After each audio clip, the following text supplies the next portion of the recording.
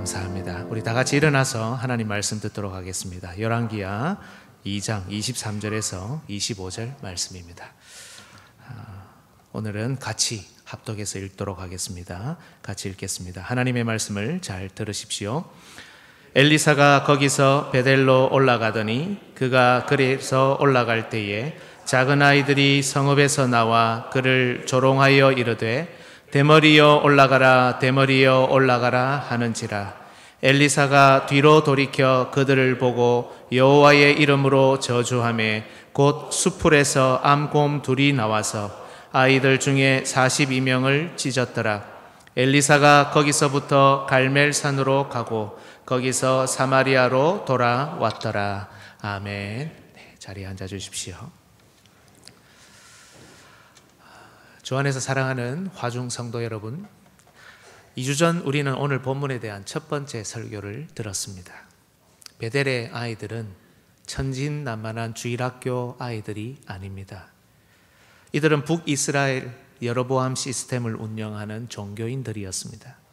극심한 타락과 배교의 현장에서 거짓 신앙이 맞다고 설파하는 그 선봉장들이었습니다.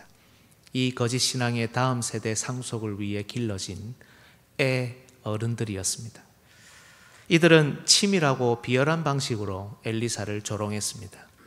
그의 외모를 조롱했죠. 하지만 이것은 그의 외모가 아니라 엘리사가 베델에서 그리고 북이스라엘에서 그 어떤 영향도 주지 못하도록 선지자의 자격과 권위를 조롱한 것입니다. 그를 깎아내려 결국 말씀의 가치를 조롱하기 위해서였습니다. 하나님의 말씀이 자신들의 신앙 체계를 흔들지 못하도록, 자신의 위치를 위협하지 못하도록, 자신들이 그동안 견고히 세워 올려놓았던 삶의 가치와 경계를 넘어오지 못하도록 조롱이라는 방식으로 도전했던 악한 자들이었습니다. 이제 우리는 말씀을 조롱한 자들의 결과가 어떤지 살펴야 합니다. 오늘 설교의 주제는 첫 번째 설교와 동일합니다. 우리는 하나님의 말씀을 존중해야 합니다.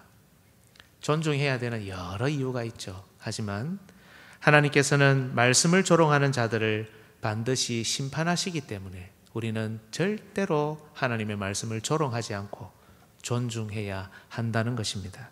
대신은 둘째, 말씀의 심판을 받은 아이들입니다. 여러분, 우리는 먼저 엘리사가 아마도 대머리였다는 사실을 살펴야 합니다.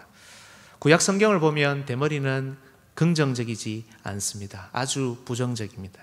따라서 하나님의 사람 엘리사, 이 선지자 엘리사가 대머리였다는 사실은 우리에게도 적잖은 충격을 줍니다. 왜 하나님께서는 엘리사를 부정한 대머리로 두셨을까요? 이런 모습으로 이스라엘을 위해 일하라고 보내시는 것은 일종의 폭력이 아닙니까? 베델의 아이들의 조롱처럼 그는 자격이 부족한 사람이 아니었을까요? 여러분, 먼저 성경에서 머리는 아주 일관성 있게 권위와 영광을 상징합니다. 다음 구절을 보십시오. 지금부터 사흘 안에 바로가 당신의 머리를 들고 당신의 전직을 회복시키리니. 그냥 당신의 직분을, 당신의 위치를 회복시킨다라고 하면 되지 굳이 당신의 머리를 들고 이렇게 표현합니다. 머리에 이런 의미들 때문에 머리에 있는 풍성한 머리털은 머리가 가진 영광을 가시적으로 드러내는 표라고 할 수 있습니다. 사무엘하 14장 26절, 압살롬에 대한 기사인데요. 그의 머리털이 무거움으로 연말마다 깎았으며 그의 머리털을 깎을 때에 그것을 달아본 즉 그의 머리털이 왕의 저울로 200세겔이었더라. 압살롬이 아름답다 이렇게 하면서 그의 머리털이 무거운 이것을 묘사하죠. 압살롬이 당시에 얼마나 큰 영광과 권위를 가지고 있었는지 우리에게 보여줍니다. 그래서 제사장과 같은 직분자, 그리고 제사장은 아니지만 그에 준하는 봉사를 하는 나시리는 스스로 머리털을 전부 밀거나 혹은 풀어버리거나 또 깎을 수 없습니다.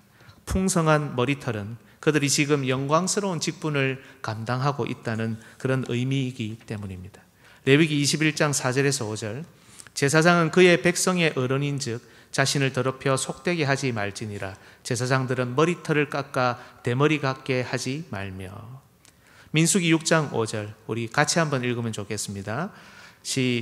시작. 그 소원을 하고 구별하는 모든 날 동안은 삭도를 절대로 그의 머리에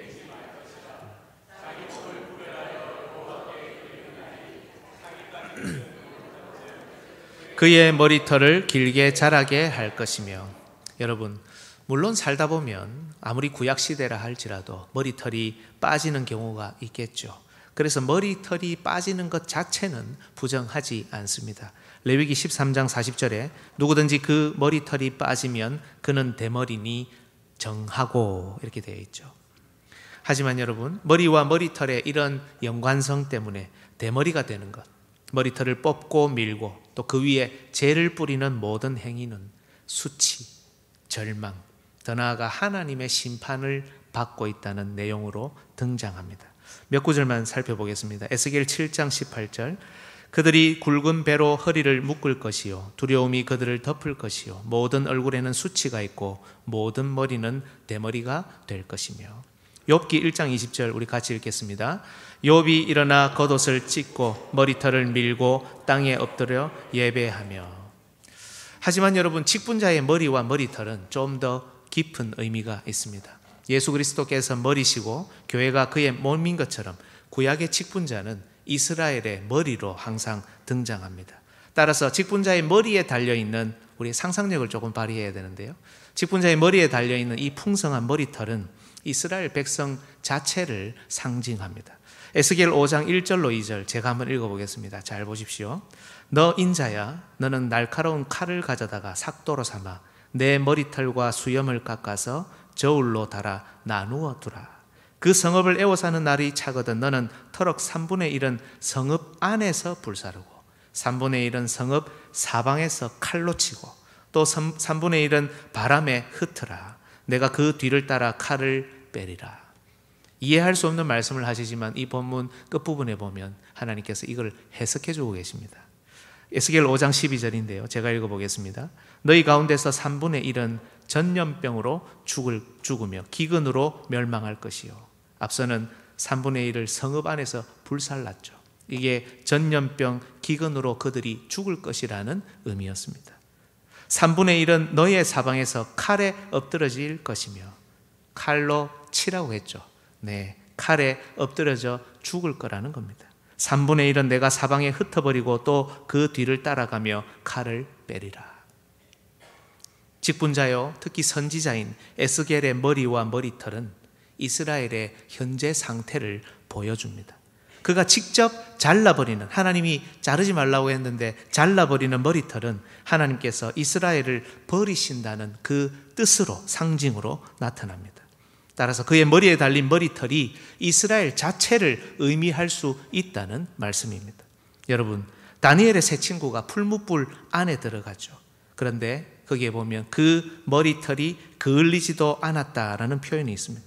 이건 단지 그들이 불 가운데 아무 해를 받지 않고 안전하게 보호받았다라는 뜻만 있는 것이 아닙니다. 풀무 같은 바벨론 포로 생활 가운데서도 하나님은 그들 한 사람 한 사람을 결코 불에 타거나 심지어 불에 그을리게 내버려 두지 않으신다는 그런 의미입니다. 풀무에 들어간 상태 그대로 다시 나오는 이 장면은 이스라엘의 포로로 잡혀갔던 이스라엘의 회복이 이와 같을 것이라는 예언적인 암시입니다. 여러분, 우리의 머리이신 예수님께서도 이렇게 말씀하신 적이 있죠. 누가복음 12장 7절에 너희에게는 심지어 머리털까지도 다 세신 바 되었나니. 이게 하나님이 능력이 많으셔서 머리가 막 38만 2820개 뭐 이렇게 있다는 뜻, 그것을 넘어서서 한 사람 한 사람을 다 세시고 보시고 기억하신다는 의미가 됩니다. 다 세신 바 되었으니 두려워하지 말라. 너희는 많은 참새보다 더 귀하니라. 따라서 여러분, 하나님의 사람 선지자 엘리사의 머리가 왜 머리털이 하나도 없는 상태, 바로 대머리였냐는 질문에 우리는 너무 쉽게 답할 수 있습니다. 이스라엘이 모든 권위와 영광을 잃어버린 그런 처참한 상태라는 것입니다. 선지자의 머리에 붙어있는 머리털이 하나도 없다는 말은 그들 중에 하나님을 신실하게 섬기는 자가 하나도 없다는 뜻입니다. 엘리사의 대머리는 엘리사만의 것이 아니라 이스라엘이 지금 얼마나 비참한 상태인지, 얼마나 수치스럽고 저주스러운 상태인지를 알려주는 일종의 글 없는 책이었던 것입니다. 여러분, 선지자라는 것이 그렇습니다. 직분자라는 것이 그렇습니다. 하나님께서 그들을 부르신 순간부터 그 직에서 해제되는 그날까지 그들의 인생, 그들의 외모, 심지어 그들이 가진 모든 것은 그들 자신의 것이 아닙니다. 그들의 말, 행동, 외모, 그들의 시간과 공간, 그들의 인생 전체가 그들이 봉사하는 이스라엘을 향한 하나님의 뜻을 드러내는 중요한 도구였습니다. 이스라엘이 어떤 상태인지, 직분자들이 어떤 말, 어떤 행동을 하는지, 심지어 그 외모를 보더라도 그들의 상태가 그대로 나타난다는 뜻입니다. 여러분, 의미는 좀 다르지만 이와 같은 원리는 신약 시대에도 마찬가지입니다. 교회의 건강성을 살필 수 있는 여러 바로미터가 있죠. 그 중에 하나가 직분자의 영적인 건강성, 영적인 상태입니다. 우리 교회에 어떤 직분자가 있느냐에 따라 우리 교회가 건강하냐 건강하지 않냐가 결정됩니다. 우리 직분자들이 어떤 말을 하고 어떤 행동을 하며 어떤 영적인 성숙도를 보이고 있느냐에 따라서 우리 교회가 건강하냐 건강하지 않냐, 그것이 바로 측정됩니다. 즉 엘리사의 외모, 특히 머리는 이스라엘의 영적인 바로미터였습니다. 지금 그들이 얼마나 수치스러운 상태인지를 보여줍니다. 베델의 아이들이 엘리사를 조롱했기 때문에 이제 곧 심판을 받겠지만, 사실은 엘리사의 등장이, 엘리사가 이런 모습으로 등장한 이것이야말로 그들을 향한 하나님의 심판이 이미 시작되었다는 것을 보여준다는 겁니다. 따라서 이 멍청한 애 어른들은 엘리사를 보면서 조롱했지만 사실 이것은 자기 자신들을 조롱하는 것이었습니다. 심판받고 수치당하고 있는 자기 자신을 보면서도 슬퍼하기는커녕 돌이키기는커녕 이걸 어떻게 해결할지 고민하기는커녕 어이없게도 지금 그들 자신을 보며 오히려 비웃고 조롱하고 있었던 것입니다. 자기 자신을 보며 키득거리고 조롱하는 이들의 영적인 상태, 세상에 무슨 말로 여러분 설명할 수 있겠습니까? 이미 벌어진 심판의 현장에서 이 심판을 조롱하고 있는 그들을 하나님은 더 이상 기다리실 수 없죠. 용서하실 수 없습니다. 그래서 엘리사는 주저하지 않고 돌이켜 그들을 보며 저주를 선포했습니다. 그러자 근처 수풀에서 암곰 2마리가 기다리고 있었다는 듯이 나와 이 아이들을 찢었습니다. 여러분, 이것은 아주 놀랍고 두려운 장면입니다. 단지 곰이 아이들을 찢어서가 아닙니다. 더 무서운 것이 무엇인지 아시겠습니까? 이 아이들이 엘리사를 조롱하기 위해 기다리고 있는 동안 이 성에 앉아서 너는 이 역할을 하고 너는 저 역할을 하고 엘리사가 올라오면 우리가 내려가서 지나가서 그때까지는 보지 말고 돌아서서 올라오면서 끝까지 우리를 놀리고 그를 괴롭혀야 돼, 이렇게 작전을 짜고 있는 동안, 한 놈 보내가지고 저 밑에서 엘리사가 오는지 안 오는지 살피고 있는 동안, 그렇게 키득거리면서 준비하고 있는 동안 암곰 2마리 역시 숲을 속에서 그들을 기다리고 있었다는 것입니다. 그런데 이 부분에서 여러분 궁금한 것이 하나 있습니다. 엘리사가 뭐라고 저주했을까요? 뭐라고 했길래 갑자기 곰이 툭 튀어나옵니까? 그냥 막연하게 하나님, 저 말씀을 조롱하고 나를 비하하는 저들을 심판해 주십시오, 저들에게 저주를 보여주십시오, 그렇게 했을까요? 그랬는데 갑자기 곰이 나왔습니까? 지금까지 살펴본 본문의 분위기로는 절대 그렇지 않습니다. 엘리사는 분명 이들이 맹수에 의해 찢겨 죽임을 당할 것을 알았고 그 내용을 저주에 포함했을 것입니다. 왜냐하면 선지자는 자기 기분이나 감정에 따라 말하고 행동하는 사람이 아니라 이전에 주어진 하나님의 말씀, 그 계시에 근거해서 말하고 행동하는 사람이기 때문입니다. 이를 이해하기 위해 다음 구절을 같이 한번 보면 좋겠습니다. 레위기 26장 21절로 22절 같이 한번 읽겠습니다. 시작. 너희가 나를 거슬러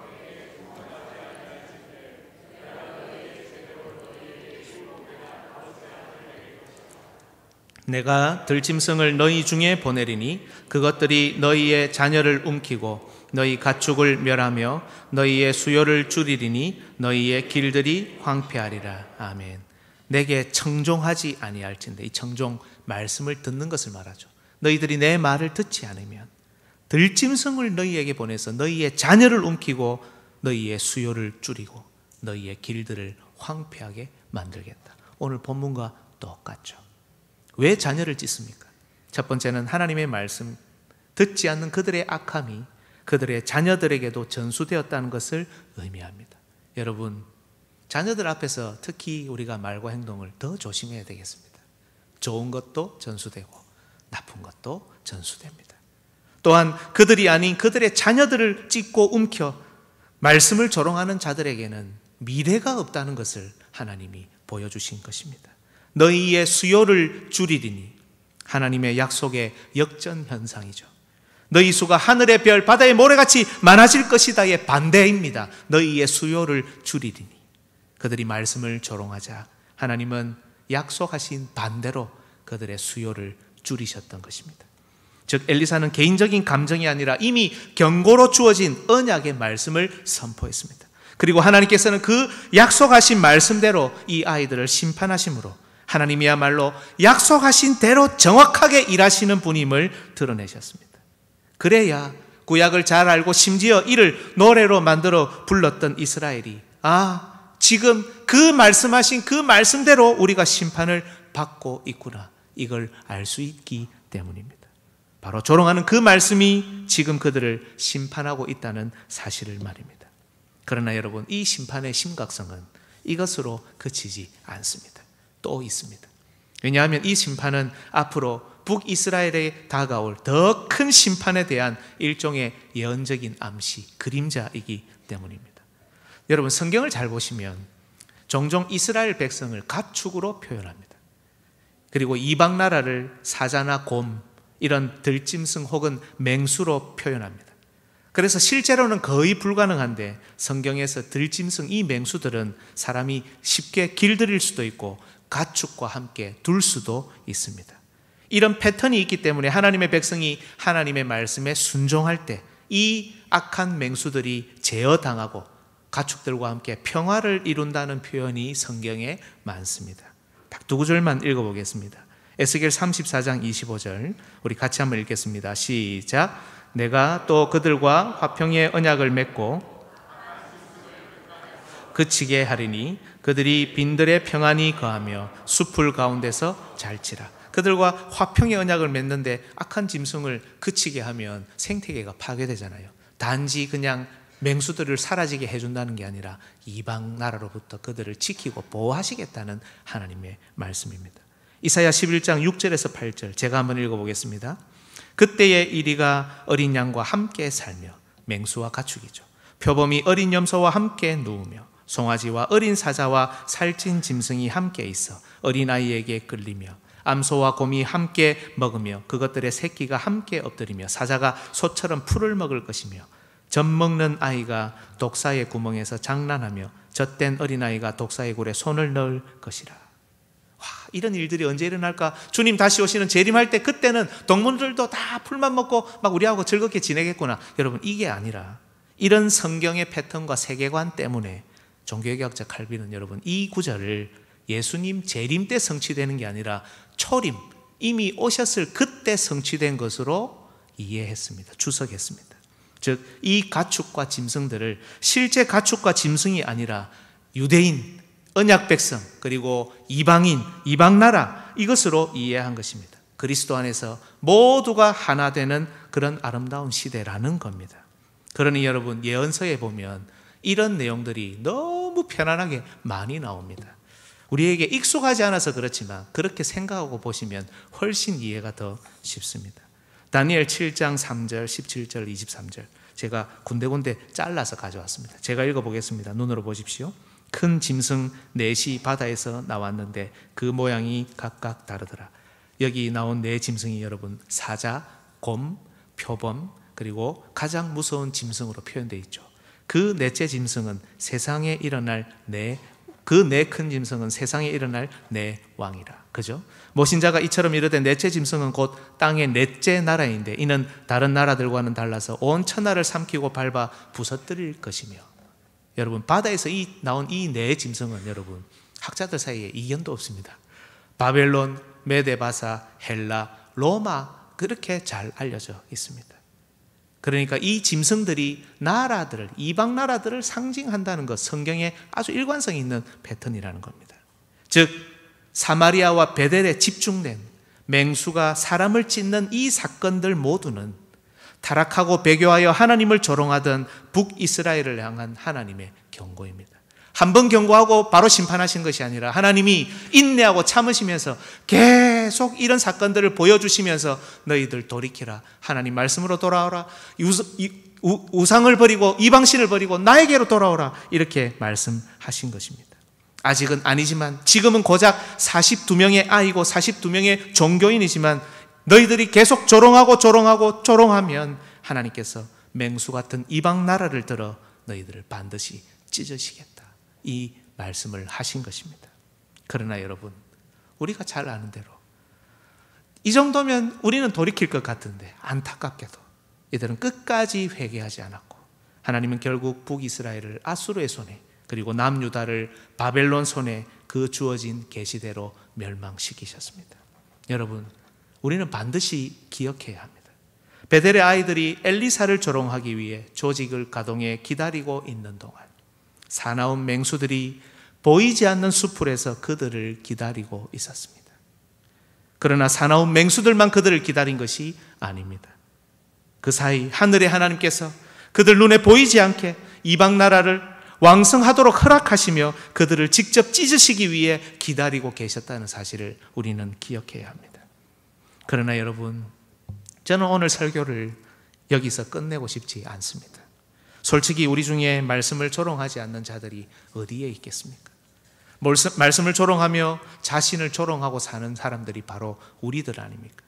잘못되었는지도 모르고 그저 자신의 기분과 감정대로 말하고 행동하고 말씀의 원리를 저버리는 우리가 바로 베델의 아이들입니다. 사나운 맹수가 그런 우리를 찢는다, 이런 심판의 메시지로 오늘 설교를 끝낸다면 이 자리에 있는 누구에게 과연 소망이 있겠습니까?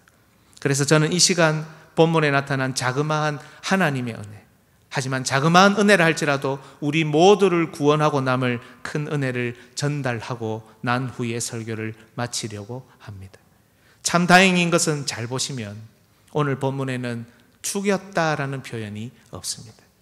우리는 곰이 찢었으니 당연히 죽었을 것으로 생각해서 죽었다고 표현하지만 찢었다라고만 되어 있습니다. 아마 찢어진 42명 대부분은 죽었을 것입니다. 하지만 다 죽지는 않았을 수 있습니다. 분명 목숨은 부지하여 살아남은 아이들도 있었을 것입니다. 또한 이 42명이 베델 종교 시스템의 사제들이 맞다면 하나님께서는 이 수많은 아이 중에서도 이들 하나하나를 찾으셔서 반드시 찾아내셔서 찢으셨지만 그러나 나머지 아이들은 아직 건드리지 않으셨습니다. 비록 신체 일부가 상하거나 찢어지고 사나운 곰에 의해 찢어지는 친구들을 보며 극심한 공포를 맛봐야 했지만 아직 본문에서도 하나님께서 살려주시는 은혜를 본 아이들이 있다는 겁니다. 이미 세상에 빼앗기고 찢기고 상해버린 우리의 친구들, 우리의 형제 자매들을 보고 있는 우리, 또 이 자리에서 여전히 이 경고의 말씀을 듣고 보는 우리, 이 예배 자리에 있는 우리야말로 하나님의 이런 남은 은혜의 수혜자들이 아니겠습니까? 행여나 설교자든 청중이든 우리가 하나님의 말씀을 조롱하고 있다면 즉시 이 조롱을 멈추고 진실하게 하나님 앞으로 그리고 말씀 앞으로 돌아와야 하는 이유도 바로 여기에 있습니다. 이 자리가, 이 시간이 우리에게는 어쩌면 마지막 기회일 수도 있기 때문입니다. 무엇보다 우리에게는 십자가에서 우리가 받을 모든 저주를 담당하신 저주받은 그리스도가 계십니다.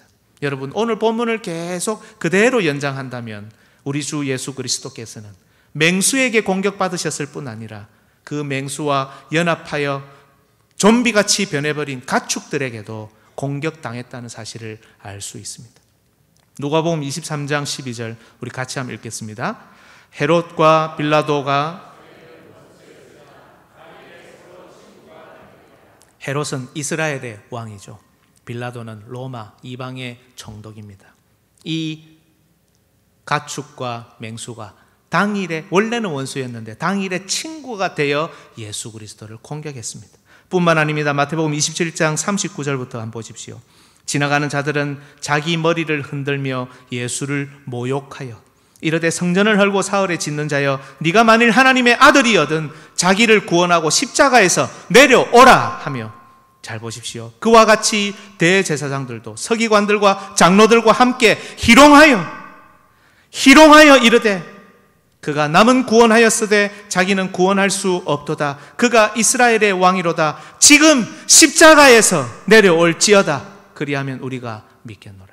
대머리여 올라가봐라. 대머리여 베들로 올라가봐라. 네가 한번 해봐라. 우리가 한번 믿어볼게. 십자가에서 내려와 보시오. 십자가에서 내려와 보시오. 엘리사 시대에 있었던 조롱과 모욕은 여러분 한 번으로 끝나지 않았습니다.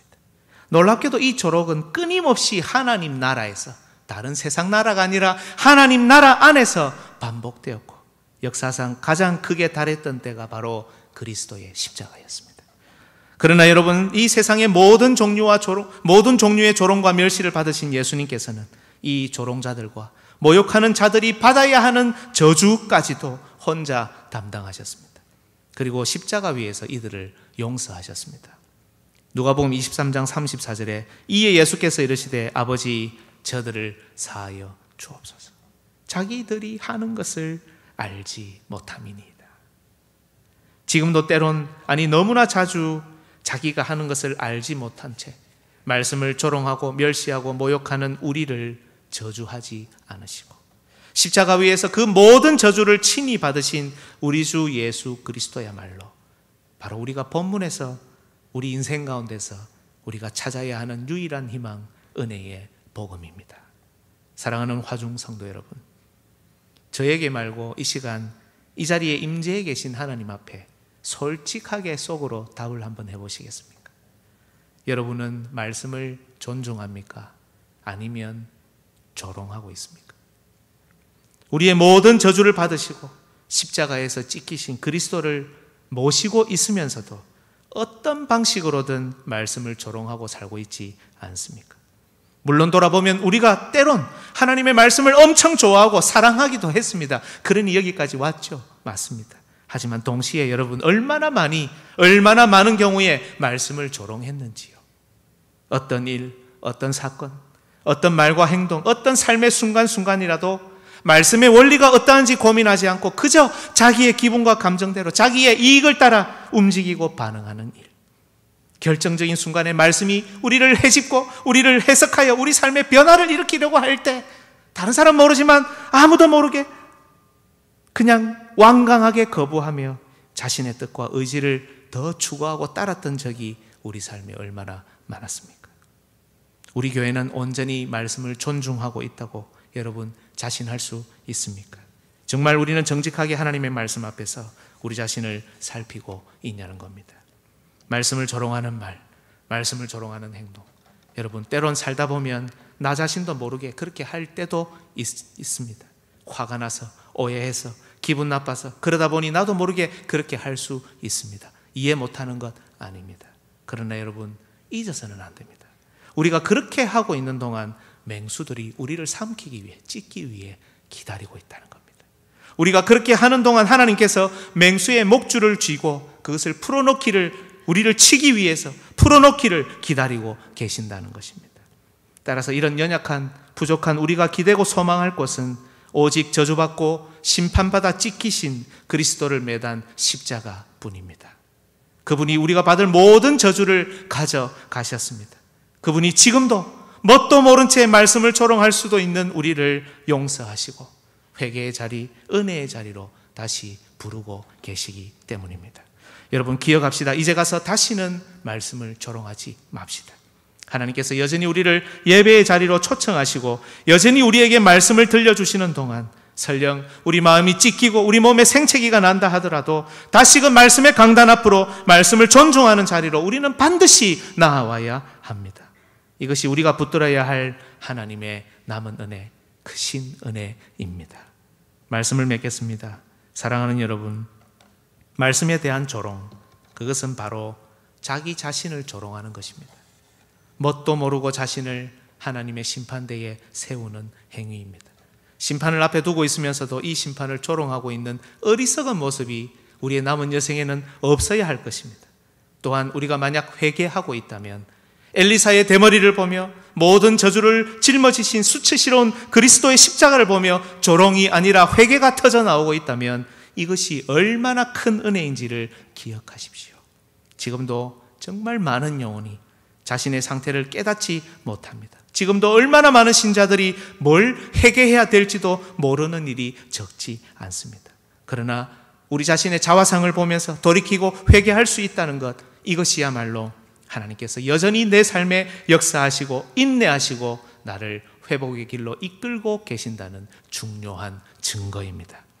우리 평생에 언제나 십자가 앞에서 자신의 자화상을 오히려 발견하며 조롱이 아닌 회개로, 모욕과 비웃음이 아닌 돌이킴으로 살아갈 수 있기를 축복합니다. 여러분 기억하십시오. 우리는 말씀을 존중해야 합니다. 그렇지 않으면 하나님께서 우리의 수를 줄이실 것입니다. 하지만 만약 우리가 십자가 앞에서 우리 자신을 향한 조롱, 십자가를 향한 조롱, 말씀을 향한 조롱을 멈추고 회개할 때 하나님은 우리를 그 말씀으로 우뚝 세우실 것입니다. 이 은혜를 누리는 우리 모든 화중성도 여러분 되시기를 주님의 이름으로 축복합니다. 아멘. 우리 시간에 같이 한번 찬양하면서 여러분 기도하면 좋겠습니다. 말씀이 우리에게 주어질 때 그것을 붙들고 기도하는 것 참 귀한 일 아닙니까? 예수 피를 힘입어 우리 같이 찬양하면 좋겠습니다. 우리의 말씀을 조롱했던 지난날의 삶들을 하나둘씩 떠올리며 하나님, 우리는 부족합니다. 연약합니다. 우리를 보혈로 덮어 주시옵소서. 우리를 십자가의 길로 인도해 주옵소서. 오직 주님만 의지하고 그 수치스러운 십자가를 보고 그 수치스러운 대머리들을 보면서 나를 발견하고 돌이킬 수 있는 우리의 믿음이 되도록 인도하옵소서. 우리 같이 한번 찬양하면 좋겠습니다.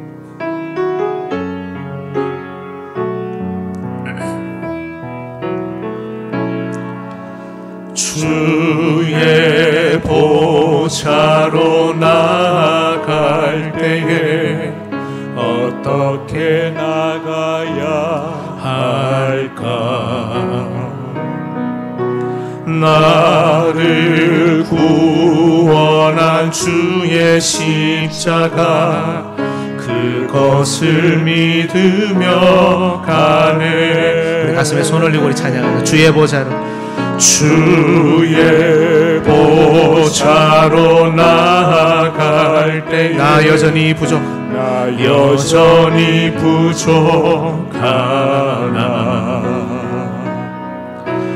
나를 품으신 주의 그 사랑, 그것을 우리 2절 한 번 더 고백하면 좋겠습니다. 주의 보좌로 나아갈 때에 나 여전히, 주의 보좌로 나아갈 때에 나 여전히 부족하나.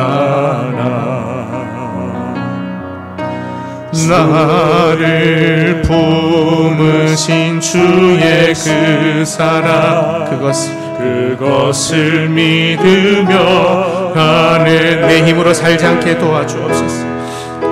자격 없는 내 힘이 아니 오직 예수님의 보혈로, 오직 예수님의 보혈로. 우리가 베델의 아이들입니다. 우리가 대머리입니다. 자격 없는 내 힘이 아니 십자가에서 회개가 터져나오게 하시옵소서.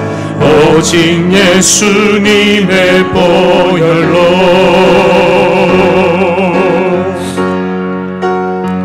십자가의 보혈, 완전하신 사랑, 힘입어 나아갑니다. 십자가의 보혈, 완전하신 사랑, 힘입어 예배하. 자격 없는 내 힘이 아니, 우리 한 번 더 고백합시다. 자격 없는 내 힘이 아니 오직 예수님의 보혈로. 자격 없는 내 힘이 아니 참 예수님의 보혈로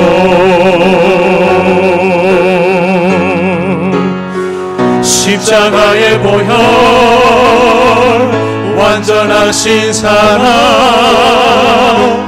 힘입어 나아갑니다.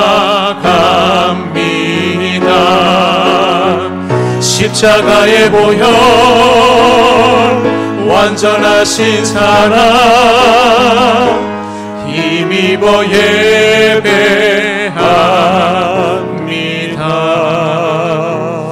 여러분, 참 제가 목회를 하고 설교를 하면서 이런 본문들 설교할 때 전에도 말씀드렸지만 늘 부담이 됩니다. 그러나 여러분, 우리가 하나님의 말씀에 순종할 때 모든 저주, 심판, 어려움들 다 회복되고 하나님이 우리를 인도하시는 것 경험하실 수 있습니다. 하나님, 그래서 우리가 할 수 있는 것은 오직 하나님 앞에 회개하고 주님 붙들고 주의 말씀 붙드는 것입니다. 하나님, 우리의 지난 잘못들 용서하여 주옵소서. 말씀을 조롱했던 나의 지난날의 모든 말과 행동, 나의 생각까지 하나님께 드립니다. 성령의 불로 태워주시고 오직 하나님의 말씀을 존중하며 마음껏 영접하며 그 말씀대로 순종하며 따라갈 수 있도록, 그리스도의 십자가 위에서 하나님의 자녀로 마음껏 우뚝 설 수 있도록, 우리의 머리에서 머리가 다시금 자라나는 역사가 있도록 하나님 인도하여 주시옵소서. 우리 주여 한번 크게 외치고 하나님 앞에 기도하도록 하겠습니다.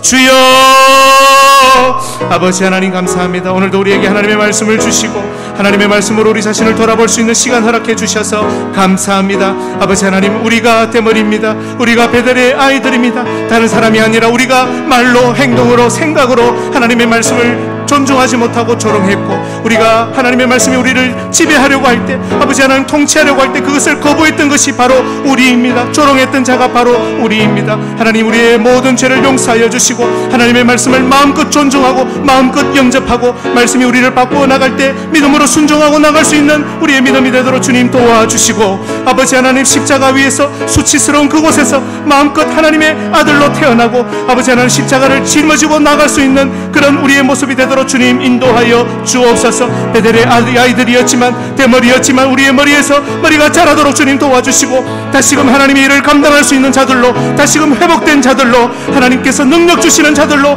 말씀을 붙들고 사랑하는 자들로 일어설 수 있도록 주님 도와주시옵소서. 우리의 개인을 위해 우리의 가정이 그렇게 되도록, 우리의 교회가 그렇게 되도록 마음껏 하나님의 말씀을 영접하고 선포하고 사랑하고 존중하며 아버지 하나님 전하며 살아갈 수 있는 우리 화명중앙교회, 우리 모든 가정들, 우리 모든 하나님의 백성들 될 수 있도록 주님 인도하여 주시옵소서. 하나님께 맡깁니다. 십자가만 바라봅니다. 주님 앞에 나가서 엎드립니다. 주여,